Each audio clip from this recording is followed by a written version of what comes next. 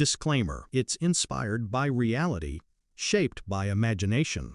What happens when Ohio Senator JD Vance goes toe-to-toe with Piers Morgan on whether America has improved or declined in the last 50 years? The clash spirals into one of the most riveting debates on television. Sharp arguments, emotional stakes, and a shocking ending where neither man backs down. The lights in the London studio gleamed against the polished desk, reflecting the intensity of the moment. Piers Morgan leaned forward in his chair, his hands clasped in front of him, eyes narrowing just enough to show he was ready for battle. Across from him sat JD Vance, posture firm, tie knotted tight, that practiced calm of a man who knew he'd walked into unfriendly territory but wasn't planning on backing down. The topic was deceptively simple, yet volatile enough to ignite sparks in seconds. Has America improved or declined in the last 50 years? Piers wasted no time. "Senator Vance," he began, his British accent cutting crisply through the air, "I'll put it plainly. I look at America today and I see decline. Crime rates, cultural fragmentation, the political circus that has become your government. When I compare it to the America of the 1970s, strong family values, respect for authority, a healthier sense of national pride, I wonder if what we're witnessing now isn't progress at all, but collapse disguised as freedom." The audience murmured, some nodding, others frowning. JD Vance raised his chin slightly, letting Piers' words hang in the air before delivering his rebuttal. "With respect, Piers," he said evenly, "I think you're looking through rose-colored glasses. Yes, America today has problems, but to call it decline, that ignores the extraordinary strides we've made. 50 years ago, segregation had only just ended. Opportunities for women were limited. Technology that saves lives every day now was unimaginable then. Are we really worse off because we've become more inclusive, more innovative, more global in our leadership?" The audience responded with applause, a cheer breaking out from somewhere in the back rows. Piers smirked, tapping his pen against the desk. "Inclusivity and iPhones, Senator, don't erase the decay. Back then, families sat together at the dinner table. Today, half of them barely know their neighbors. Children grow up addicted to screens. People fear walking down their own streets after dark. You call that improvement?" JD's eyes flashed, but he kept his composure. "You're conflating change with collapse. Of course families look different. Of course neighborhoods have changed. But life expectancy has increased. Poverty rates have declined. Senior citizens live longer, healthier lives. Do you think that happens by accident? That's progress. That's America pushing forward." The audience clapped again, this time louder, though a pocket of dissenting boos cut through. The tension was beginning to mount, exactly the kind of clash that made Piers' show must-watch television. Piers leaned back now, raising an eyebrow, voice dripping with challenge. "So tell me, Senator, you're saying the America of 2023 is stronger, more admirable than the America of 1973, even with the divisive politics, the riots, the distrust of institutions? You're telling me your country is better today?" JD didn't hesitate. "I'm saying it's stronger in ways that matter. The idea that the past was some golden age ignores the pain so many lived through. I come from Appalachia. My grandparents worked themselves into early graves. Healthcare was out of reach. Jobs were unstable. That wasn't paradise, Piers. It was survival. We've built something better since then, even if it's imperfect." The audience applauded again, some even standing briefly. Piers' lips curled into a thin smile. "Survival. And yet, Senator, when I walk through small towns in America today, I see boarded-up shops, opioid addicts on the sidewalks, and despair etched into faces. That's not the America your grandparents left behind. That's the America now. A heavy silence followed. JD's jaw tightened, but his tone remained steady. Then maybe the real problem isn't whether America has declined. It's whether we've lost sight of what improvement truly means. It's not about nostalgia. It's about where we're going. And I refuse to believe the future is worse than the past. The audience burst into applause once more, the energy surging through the studio. The first shots had been fired, Piers painting a picture of decline, JD insisting on progress. Both men sat forward now, neither willing to yield an inch. The battle lines were drawn. The polite cadence of opening arguments was gone. What lingered now was a rhythm, sharper, faster. Two men talking not to each other, but at each other. Voices raised just enough to electrify the room. Piers jabbed the air with his pen, leaning forward. "Senator Vance, you say life expectancy has improved, that technology has changed everything, but look at the culture.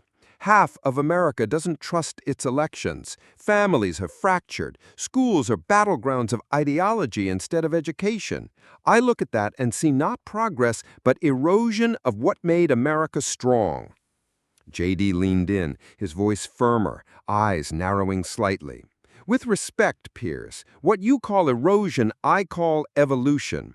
50 years ago, millions of Americans had no seat at the table. Minorities, women, people whose voices weren't heard. We've corrected that. We're a freer, fairer nation now, even if it's messy." The crowd split, one half clapping, the other booing. The sound was so loud the moderator briefly lifted a hand, trying to restore order, but neither man gave ground. Piers cut in quickly, his words riding the noise. "Messy? Senator, when a grandmother tells me she's scared to walk outside at night in her own neighborhood, when veterans say they don't recognize the country they fought for, that's not just messy, that's decline. You can throw statistics at me, but I'm talking about lived reality." The audience gasped and murmured in agreement. JD countered swiftly, refusing to let the moment stick. "And I can tell you about lived reality too, Piers. My own mother battled addiction. I grew up surrounded by broken homes, but I also saw the programs that helped families climb out, saw medical treatments that kept people alive who would have died decades ago. That's not decline. It's resilience. It's America learning from its mistakes." The audience applauded, though a few shouted over the noise. "But at what cost?" Piers seized on that energy. "Exactly, at what cost? You talk about resilience, Senator, but look around. Social media has kids anxious and depressed. Seniors feel abandoned. People no longer look out for their neighbors. In the 70s, families leaned on each other. Now they lean on the government or their phones. Is that really better?" JD's composure hardened. He gestured with his hand, his tone sharpening. "It's easy to romanticize the past, Piers, but let's not kid ourselves. Domestic violence went unchecked. Racism was rampant. Seniors you praise so highly, many lived without access to health care, pensions, or protections we have today. You can't cherry-pick nostalgia and ignore the suffering." The audience broke into applause, several clapping so loudly they drowned out the dissenters. Piers cut across the noise, his voice louder now, almost booming. "And yet surveys show people don't feel safer. They don't feel happier. They don't feel more united. If all this progress is real, Senator, why does half the country feel like it's slipping away?" JD didn't back down. His voice grew intense, almost personal. "Because we've become addicted to doom, Piers. Headlines thrive on fear. Social media thrives on division. It convinces us we're worse off than we are. But walk into a hospital. Look at our universities. Look at the opportunities for women, for minorities. Those didn't exist the same way 50 years ago. People are better off. We just don't recognize it because negativity shouts louder than progress." The crowd erupted, cheers, claps, even a few standing ovations, yet the boos still lingered, creating a chaotic soundtrack that pushed the debate toward fever pitch. Piers leaned forward again, almost across the desk now, his eyes flashing. So you're telling me the America of boarded-up towns, drug epidemics, and bitter political division is somehow better than the America of strong families, thriving communities, and patriotism? JD shot back, not missing a beat. I'm telling you, the America of today is more honest. We don't hide the problems anymore. We face them. That's how you solve them. Pretending the past was perfect is the surest way to make the future worse. The audience roared again, the noise rising to near chaos. The moderator tried once more to calm the room, but the crowd had taken sides, half cheering, half jeering, as the debate threatened to burst past control. Neither man yielded. Both leaned forward, eyes locked, voices overlapping, the clash no longer polite discourse, but a duel of convictions. The debate was no longer warming, it was blazing. The din of claps, boos, and scattered cheers slowly ebbed into a quieter hum, like the room itself sensed a turning point. Both men sat back for a beat, the fire still in their eyes, but there was something more beneath the bravado now.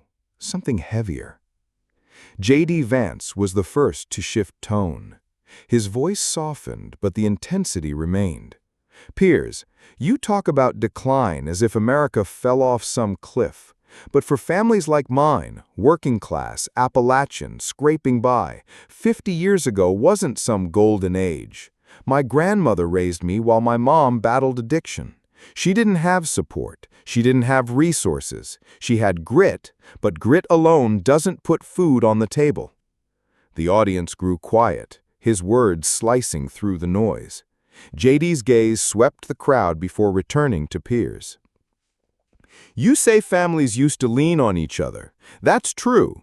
But what about the ones who had no one left to lean on? For them, progress wasn't optional, it was survival. Programs, opportunities, the chance for education, for healthcare.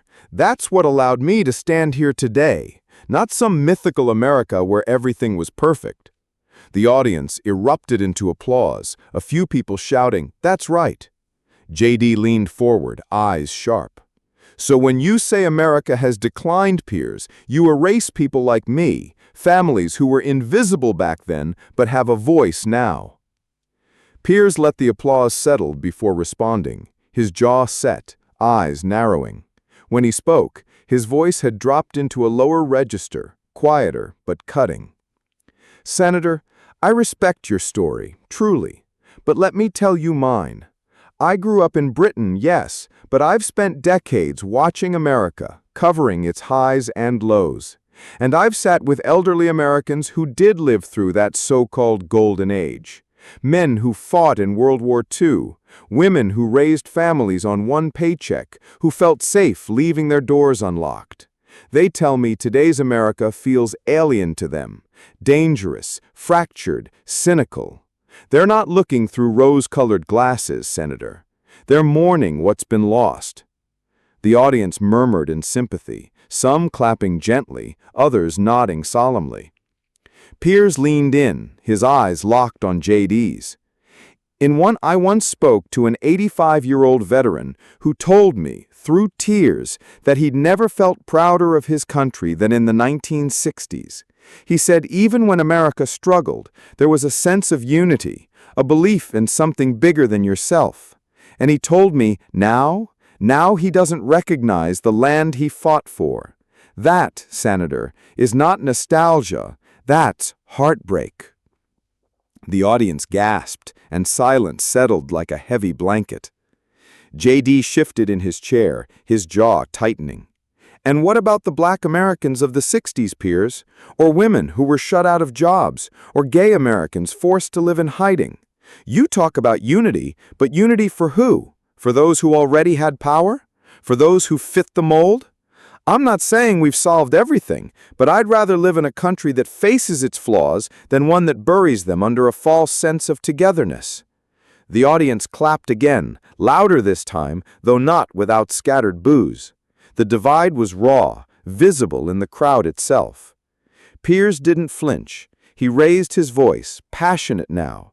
But Senator, don't you see? In tearing down old flaws, you've created new ones. Families broken apart, Trust in institutions gone.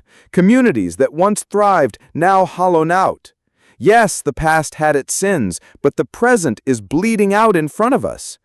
JD fired back, his tone more impassioned than ever.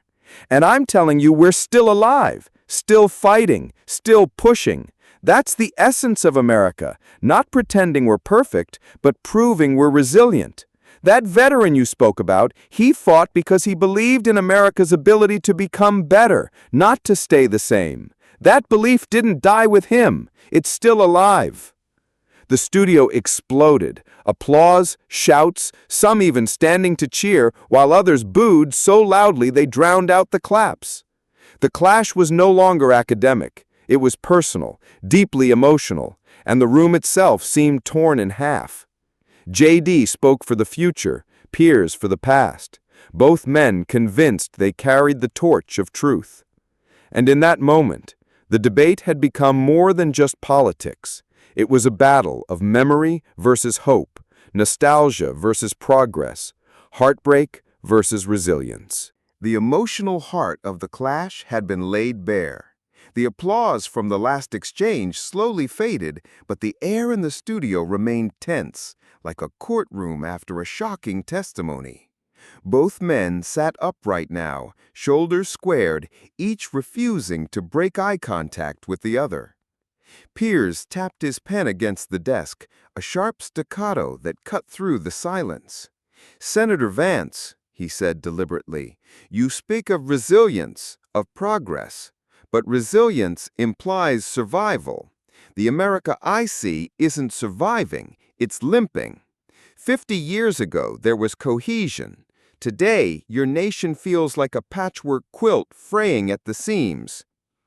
JD leaned forward, elbows on the desk, his voice calm but loaded with intensity. "And yet, Piers, that quilt you describe, it includes more colors, more threads, more stories than ever before. 50 years ago, entire communities were shut out of the American dream. You can mourn what's been lost, but don't ignore what's been gained." The audience clapped, though a section booed, creating a split that mirrored the argument. Piers raised his voice slightly, gesturing toward the crowd. "But ask the average citizen, do they feel safer? Do they trust their government? Do they see unity? The polls say no. Half of America thinks the system is broken. That's not progress, that's decline dressed up in new language." JD fired back instantly, his words overlapping. "And the other half says they've never had more opportunity. Look at college enrollment for women and minorities. Look at the breakthroughs in medicine. Look at the fact that a kid from Appalachia can grow up to sit across from you today as a U.S. Senator. That didn't happen 50 years ago, Piers." The audience roared, some rising to their feet, others shaking their heads and shouting in dissent. The noise forced the moderator to raise his hand again, but the men were too locked in to notice. Piers leaned forward, almost looming across the table. "But Senator, opportunity means nothing if people feel hopeless. And I've met plenty of Americans who feel just that, hopeless. Communities gutted, drug overdoses skyrocketing, political discourse poisoned. You can't deny that the America of 2023 is filled with despair." JD's tone sharpened, but his words carried conviction. "I don't deny it, but I reject the idea that despair defines us. Despair is loud, but it's not permanent. Progress is quieter, but it's steady. If we keep believing we're in decline, we'll create decline. If we recognize progress, we'll build on it." The audience clapped, though again, boos cut in, voices shouting, "Not true," and "He's right." The studio had become an echo chamber of division, every sentence landing like a gavel strike. Piers wasn't finished. He pointed his pen at JD, his tone pressing harder. "So let me ask you plainly, Senator, do you believe America is better today than it was 50 years ago?"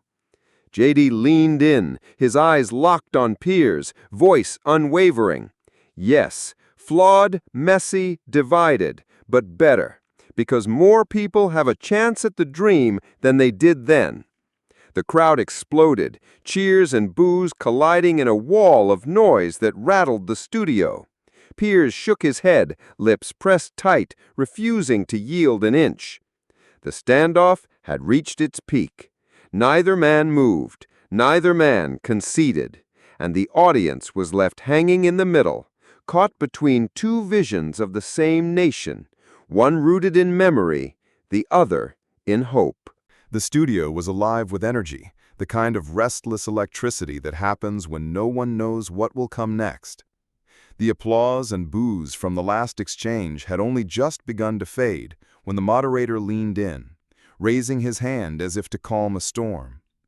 "Gentlemen," he said, his voice steady but strained, "we could go on all night, but the truth is this is not a debate that ends with either of you declaring victory. This is a question that belongs to everyone watching." JD Vance exhaled, leaning back slightly in his chair. His eyes swept across the crowd, many of whom were still on their feet, clapping or jeering, their faces flushed with emotion. When he spoke, his voice carried less of the combativeness from before and more of a reflective weight. 50 years ago, America was different. Some things were better, yes. Some things were far worse. But I believe we're stronger today, not because we're perfect, but because we refuse to settle. My story, my family's story, wouldn't have been possible back then. That, to me, is proof of progress. The crowd clapped, though not without scattered boos. Piers, never one to let a moment slip, leaned forward, his tone calm but resolute. "And I believe too much has been lost. The values that held America together, community, family, trust, those threads are fraying. Statistics may paint one picture, but the heart of a nation tells another. And the heart I see is weary, not thriving." This time, the audience's reaction split down the middle, half cheering, half groaning. The division was palpable, visible even in the way people looked at each other across the rows of seats. The moderator looked from one to the other. "So where does that leave us? Has America improved or has it declined?" JD spread his hands slightly, his voice quieter but firm. "I can't answer that for everyone. I know what I believe. But the real question is, what do you believe? Are you better off than your parents were? Are your kids better off than you? That's the measure that matters." Piers, never one to let a moment slip, leaned forward, his tone calm but resolute. "And I believe too much has been lost. The values that held America together, community, family, trust, those threads are fraying. Statistics may paint one picture, but the heart of a nation tells another, and the heart I see is weary, not thriving." This time, the audience's reaction split down the middle, half cheering, half groaning. The division was palpable, visible even in the way people looked at each other across the rows of seats. The moderator looked from one to the other. "So where does that leave us? Has America improved or has it declined?" JD spread his hands slightly, his voice quieter but firm. "I can't answer that for everyone. I know what I believe. But the real question is, what do you believe? Are you better off than your parents were? Are your kids better off than you? That's the measure that matters." Piers zoomed in on Piers as he gestured toward the audience. "Or ask yourself, do you feel safer? Do you feel more united? Do you feel prouder of your country today than you did 50 years ago? If the answer is no, then all the progress in the world hasn't solved the most important problem." The studio erupted in applause, cheers, boos, whistles. It was chaos, but it was also democracy in its rawest form. JD Vance and Piers Morgan sat back, neither smiling, neither conceding. The clash hadn't ended in victory for one or defeat for the other. It had ended exactly where it needed to, in the hands of the people. The moderator leaned into the camera, his voice carrying the gravity of the moment. "We'll let you decide. Has America improved or has it declined? Tonight's debate doesn't give you an answer. It gives you a choice." The audience stood, applauding wildly, even as their voices still clashed in disagreement. On social media, hashtags like Better Off or Worse, Vance versus Morgan, and 50 Years debate would begin trending within minutes. Clips of the sharpest lines would go viral, igniting conversations around dinner tables, in classrooms, and across workplaces. The debate didn't end in unity. It didn't end in agreement. But it ended in something that mattered more, a national question, raw and unresolved, waiting for an answer only the people themselves could give.